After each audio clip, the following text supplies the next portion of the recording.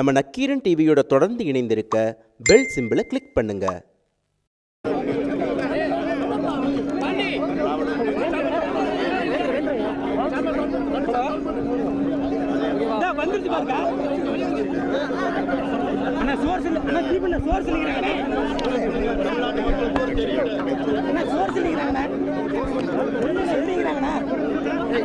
போராட்டத்தை இன்று மாலை 4 மணியிலிருந்து 5 மணி வரையில் நடத்துவதற்கு திட்டமிட்டு எல்லா மாவட்ட தலைவர்களில் அதற்கான ஏற்பாடுகள் சிறப்பான வகையில் ஏற்பாடு செய்யப்பட்டிருக்கிறது. ஆக இதில் வெறும் அரசியல் கட்சிகள், பல்வேறு தன்னார்வ நிறுவனங்கள், அரசு ஊழியர்கள், ஆசிரியர் பெருமக்கள், குறிப்பாக மாணவ மாணவிகள், அவர்களை பெற்றெடுத்திருக்கக்கூடிய பெற்றோர்கள் அத்தனை பேரும் இதில் கலந்து கொண்டு இந்த போராட்டத்தில் ஒரு மிகப்பெரிய போராட்டமாக நடத்த திட்டமிட்டிருக்கிறார்கள். அப்படிப்பட்ட இந்த போராட்டத்தை எப்படியாவது கொச்சைப்படுத்த வேண்டும், அந்த போராட்டம் முழு அளவிற்கு வெற்றி பெற்றுவிடக்கூடாது என்கிற ஓர வஞ்சனையோடு எடப்பாடி தலைமையில் இருக்கக்கூடிய குதிரை பேர ஆட்சி எப்படியாவது தமிழ்நாட்டில் சட்டம் ஒழுங்கை எடுத்து இந்த போராட்டத்திற்கு ஒரு அவப்பெயரை ஏற்படுத்த வேண்டும் என்பதற்காகவே திட்டமிட்டு இன்று காலையில் எடப்பாடி தொகுதியில் அமைந்திருக்கக்கூடிய கச்சராயம் ஏரியில் ஏற்கனவே 2 மாத காலமாக திராவிட முன்னேற்றக் கழகத்தை சார்ந்திருக்கக்கூடிய நிர்வாகிகள், தோழர்கள், நண்பர்கள் மிக சிறப்பான வகையில் அந்த ஏரியை தூர்வாரி பொதுமக்கள் பாராட்டக்கூடிய வகையில் இந்த பணியை அவர்கள் மேற்கொண்டிருக்கிறார்கள். இதுதான் புகைப்படம், பார்த்துங்க நல்லா. கேளுங்க. இந்த பணியை முடித்திருக்கிறார்கள் 2 மாத காலமாக. இந்த பணியை நான் பார்வையிட வேண்டும் என்று ஏற்கனவே இருந்த நிலைமை, 2 மாதத்திற்கு முன்பு இருந்த நிலைமை, திமுக தூர்வாரி 2 மாதத்திற்கு பிறகு மாறி இருக்கக்கூடிய நிலைமை. இது பொதுமக்களுடைய ஒத்துழைப்போடு திமுக கழகத்தை சார்ந்தவர்கள் செய்திருக்கிறார்கள்.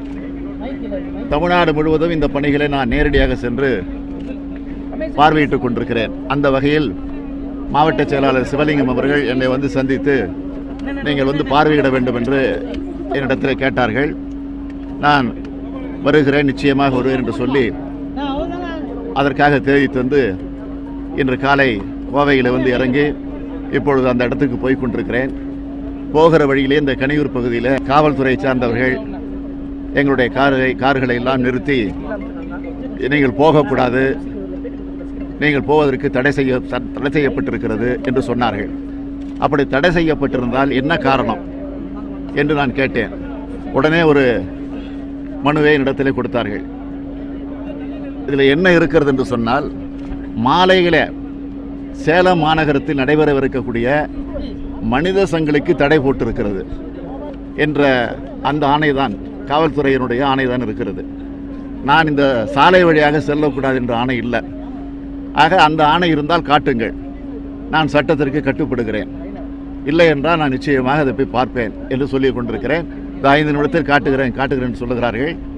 10 நிமிஷம் ஆச்சு, இன்னொரு 5 நிமிஷம் பொறுப்பேன், இல்லைன்னா அதை மீறி நான் போய் அதை பார்க்க போகிறேன் என்பதுதான் உறுதி. தமிழக மக்கள் அனைவருமே நீட் தேர்வை எதிர்த்துக்கிட்டு இருக்காங்க. போராட்டத்தில் தமிழக மக்களும் மாணவர்களும் எல்லாரும் சேர்ந்து தான் கலந்துக்க போறதா சொல்லியிருக்காங்க. இந்த நிலையில சட்டம் ஒழுங்கு காரணம் காமிச்சு உங்களை வரதை தடுத்திருக்காங்க. அது என்ன காரணமா இருக்குன்னு நினைக்கிறீங்க? அதாவது இந்த பேர் இந்த போராட்டம் நடத்த வேண்டிய அவசியம் திமுக நடத்துது.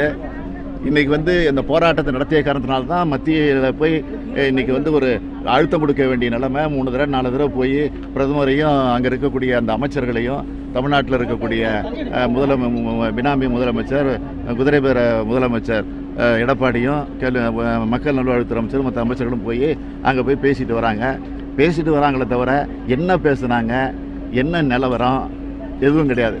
போகிறாங்க, அங்கே போய் காலில் விழுறாங்க, மண்டி விட்டுட்டு குனிஞ்சு சரணாகதி அடைஞ்சிட்டு ஏதோ பேசிட்டு வராங்களா என்னன்னு தெரியல. இப்போ முதலமைச்சருக்கு எவ்வளவோ பணிகள் இருக்கும் போதும் நீங்க வரவிடாம தடுக்கிறதுக்கு என்னென்னலாம் செய்ய முடியுமோ அதை ஒரு கீழ்மட்ட அதிகாரிகிட்ட முதல்ல ஒரு தொடர்பு கொண்டு பேசியிருக்காரு அப்படின்னு.